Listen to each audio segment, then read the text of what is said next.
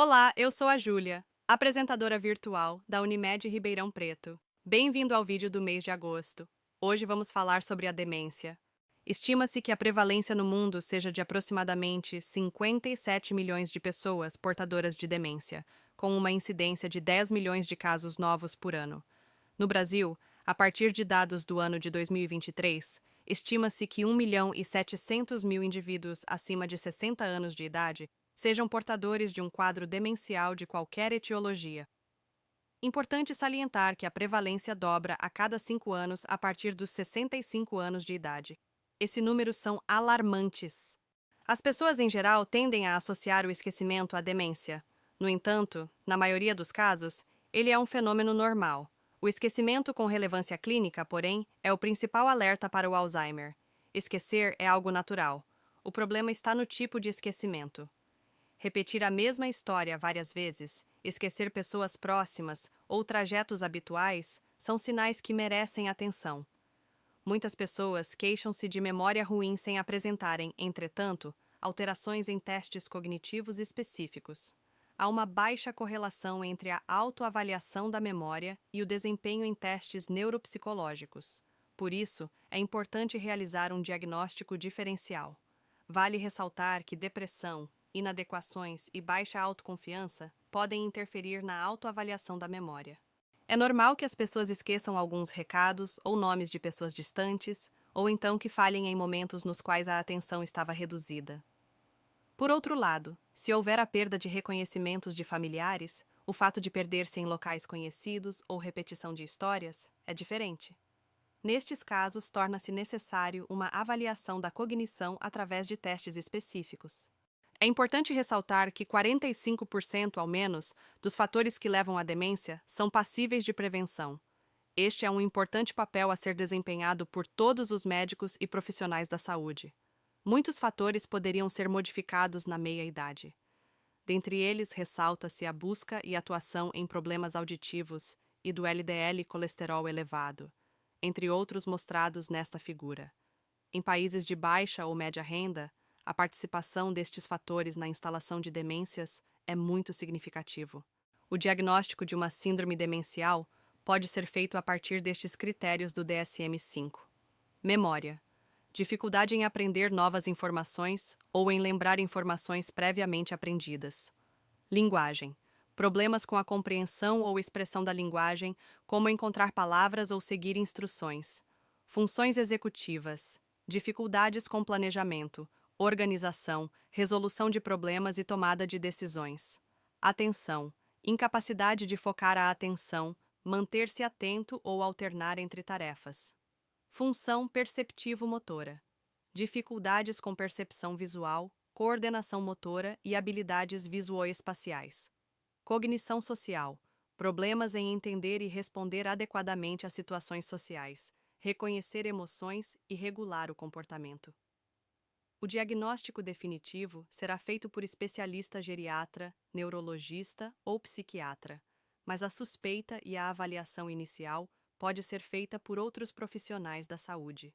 É importante lembrar que alguns quadros demenciais são potencialmente reversíveis. Dessa forma, a investigação visando o diagnóstico de causas que podem ser tratadas é o primeiro passo do cuidado aos pacientes com demência.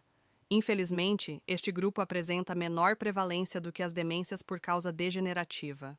Aqui estão descritas algumas causas reversíveis de demência que precisam ser diagnosticadas como déficits nutricionais, alterações metabólicas, infecções e doenças autoimunes.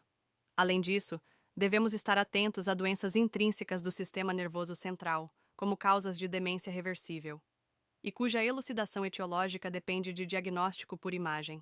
Apesar dos avanços tecnológicos, o diagnóstico de demência é, em sua maioria, clínico. Os exames laboratoriais e de imagem auxiliam no diagnóstico diferencial, principalmente das causas reversíveis. Listamos aqui alguns exames que não podem deixar de serem solicitados na investigação de uma síndrome demencial.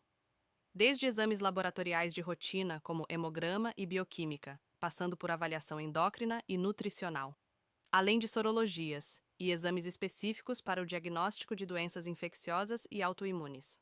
Finalmente, ressaltamos a importância de exames por imagem com tomografia e ressonância magnética cerebral na busca do diagnóstico de causas reversíveis de demência.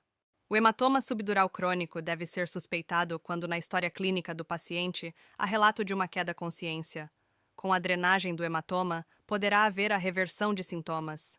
A hidrocefalia de pressão normal ou intermitente apresenta quadro clínico com alteração cognitiva, incontinência urinária precoce e alteração da marcha. Geralmente observa-se a marcha magnética, sem elevação dos pés, que parecem grudados ao chão. Essa é a chamada tríade de Hakim. O seu tratamento é a derivação ventrículo-peritoneal, que, se bem indicada, pode reverter o quadro demencial. Tumores precisam ser pensados como hipótese diagnóstica, pois também podem causar quadros demenciais. Da mesma forma, as infecções do sistema nervoso central podem ser responsáveis por quadros de demência, e quando diagnosticados e tratados adequadamente, há uma melhora significativa do quadro clínico. É importante ressaltar a importância da realização de testes cognitivos para o diagnóstico de quadros demenciais. O teste cognitivo de triagem mais conhecido é o mini-exame do estado mental, que pode ser realizado por qualquer profissional da saúde treinado. Este teste visa a avaliação de algumas dimensões: orientação temporo-espacial, capacidade de registro, de cálculo e de evocação.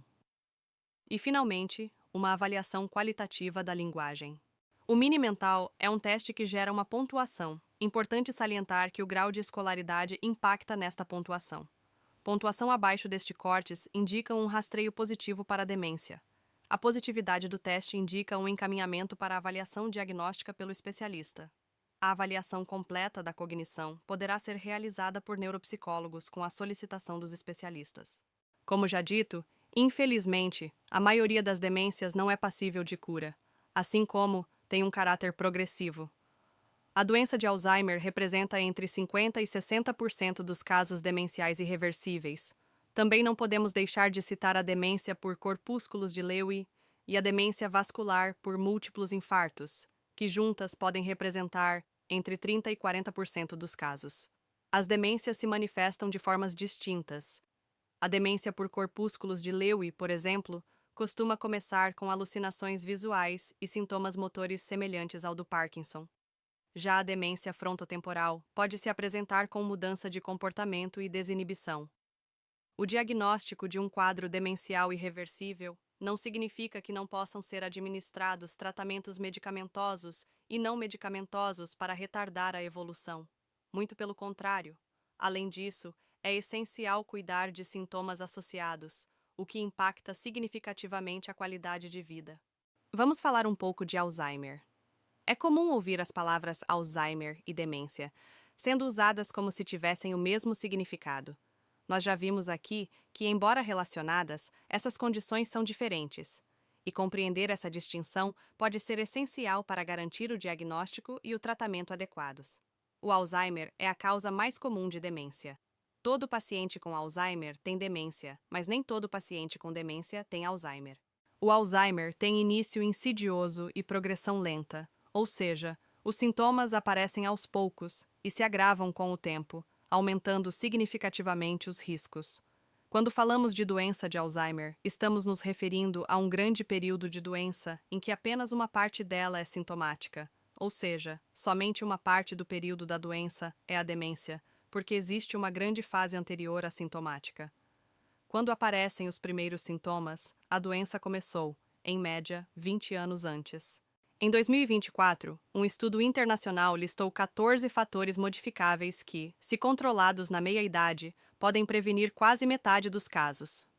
Entre eles estão a baixa escolaridade, hipertensão, diabetes, obesidade, tabagismo, isolamento social e sedentarismo. Diagnosticar precocemente é essencial para ampliar as possibilidades de tratamento e cuidado. O tratamento atual para o Alzheimer visa retardar a progressão da doença, mas ainda não há cura. Por isso, o papel dos familiares e cuidadores é fundamental. É preciso permitir que o paciente tente realizar suas funções. Ajudar demais pode, na verdade, acelerar a perda da autonomia. Em fases avançadas, o paciente pode não reconhecer pessoas queridas. Isso não significa que ele deixou de amar, mas sim que está doente. Como mensagem final, o cuidado com os pacientes em quadros demenciais requer ações em várias etapas. Prevenção e implementação de hábitos saudáveis ao longo da vida. O rastreio adequado e sistematizado perante uma suspeita. O encaminhamento para uma avaliação mais adequada do nível de cognição. Esses cuidados podem ajudar muito.